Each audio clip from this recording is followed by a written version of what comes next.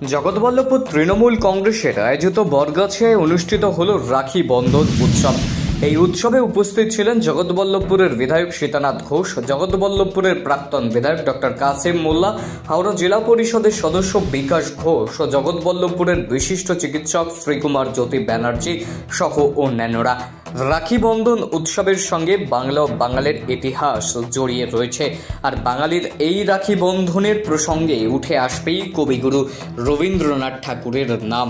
কারণ বঙ্গভঙ্গ আইনে যখন ভাগ হচ্ছে দুই বাংলা, সেই অশান্ত মুহূর্তকে রাখি পরিয়ে সম্প্রীতির বন্ধনে বেঁধেছিলেন বিশ্বকবি রবীন্দ্রনাথ ঠাকুর। প্রতি বছরই রাজ্য সরকারের উদ্যোগে রাখি বন্ধন উৎসব পালন করা হয় রাজ্যের বিভিন্ন জায়গায়। সেখানে বহু মানুষ পায়ে পা মেলাচ্ছেন আজকের এই রাখি বন্ধন উৎসবে। এই রাখি বন্ধন উৎসবে আপনি আসুন, আপনার বাড়ির ছেলেটাকে পাঠান, আপনার বাড়ির মেয়েটাকে পাঠান, কারণ আজকের এই সম্প্রীতির বার্তা তারা আগামী দিনে বয়ে নিয়ে যান। বাংলার মনীষী সেই গুরুদেব রবীন্দ্রনাথ 1905 বঙ্গভঙ্গ আন্দোলন পরাধীন থেকে সেখানে রবীন্দ্রনাথ পদে নেমেছিলেন। গুরুদেব রবীন্দ্রনাথ যিনি বিশ্বকবি, তিনি তার ঐক্যতান কবিতায় বলছেন, আমি পৃথিবীর কবি, সেটা তার যত ওঠে ধ্বনি, আমার মাটির সুরে সারা তার জাগিব তখনই। রবীন্দ্রনাথের সেই সুরের বার্তা, বাঁশির সুর যাচ্ছে আকাশে বাতাসে। রবীন্দ্রনাথ আমাদের শিখিয়েছেন এই সম্প্রীতির বার্তাকে এগিয়ে নিয়ে যাওয়ার জন্য কাজী নজরুল ইসলাম শিখিয়েছেন। আমাদের প্রত্যেকের চাপ কি আছে, সবার উপর মানুষ সত্য, তাহার উপর নাই। আজকে এই বর্ণাঢ্য শোভাযাত্রা ছাত্র যুবকদের আরম্ভ করে এই বরগাছিয়া সুশীল সমাজের নাগরিক আন্তরিক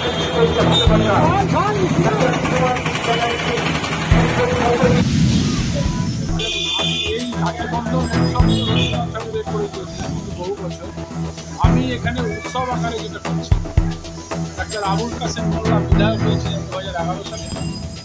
ওনার অনুপ্রেরণায় এবং তৎকালীন আমাদের দলের যে সাধারণ সম্পাদক মুকুল রায়, উনি আমাকে দায়িত্ব দিয়েছিলেন যে জগৎবল্লভপুর বিধানসভা পালন করা হয়, এবং উনি নিজে সেদিনে আমার হাতে প্রচুর রাখি তুলে দিয়েছিলেন।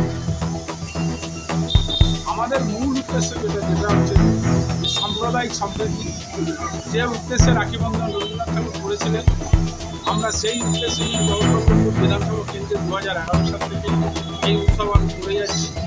আপনারা নিশ্চয়ই দেখেছেন আমার এই যে বর্ণাঢ্য যে মিছিল, যে পদযাত্রা হচ্ছে, এখানে দেখেছেন ধর্মের বিভেদ নেই, এখানে জাতি ধর্ম বর্ণ নির্বিশেষে সমস্ত মানুষ পায়ে পা দিয়ে হাঁটছে এবং তারা অত্যন্ত উৎসাহ সহকারে প্রত্যেকটা রাস্তার মানুষকে এবং যারা গাড়ির ড্রাইভার বা গাড়ির চালক প্রত্যেকের হাতে রাখি বন্ধন করিয়ে দিচ্ছেন এবং তার সাথে সাথে ডিস্ট্রিবিউট করাচ্ছে।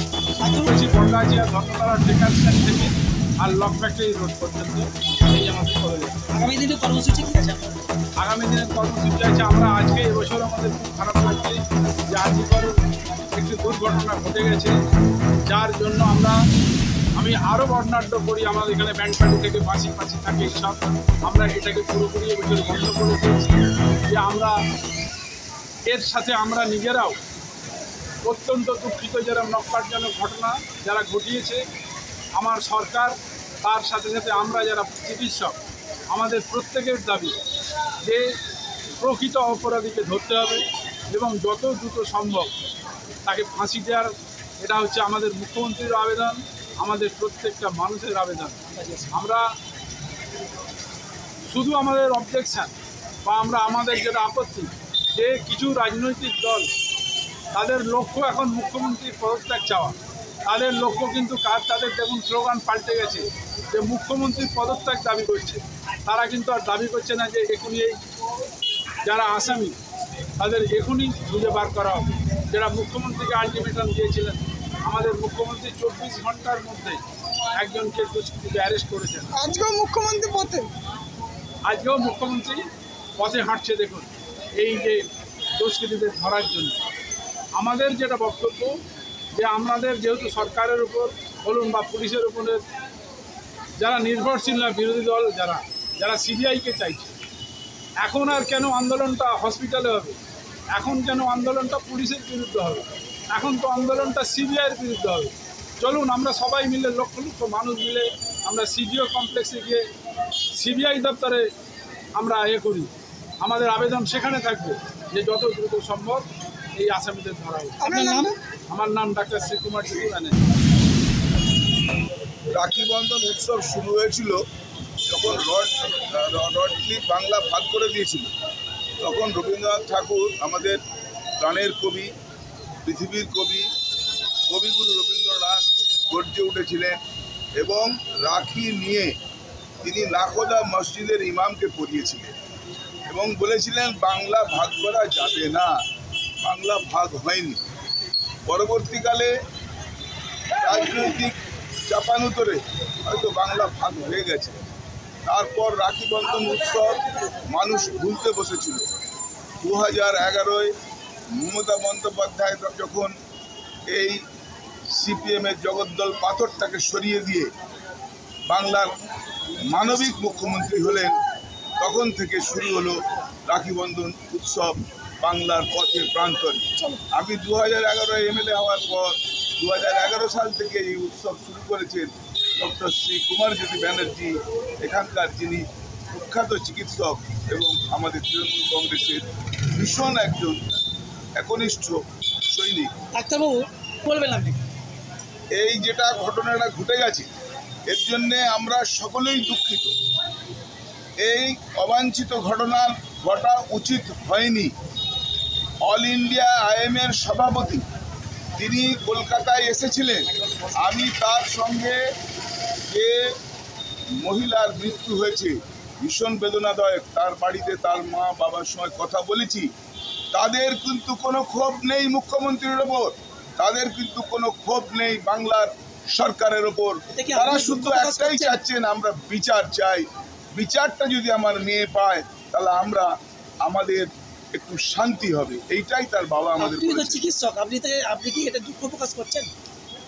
আমরা চিকিৎসক সমাজ শুধু দুঃখ প্রকাশ করছি না, আমরা রাস্তায় আছি, আমরা রাস্তায় প্রতিবাদ জানাচ্ছি যে এইরকম ঘটনা আর যেন কোথাও না ঘটে।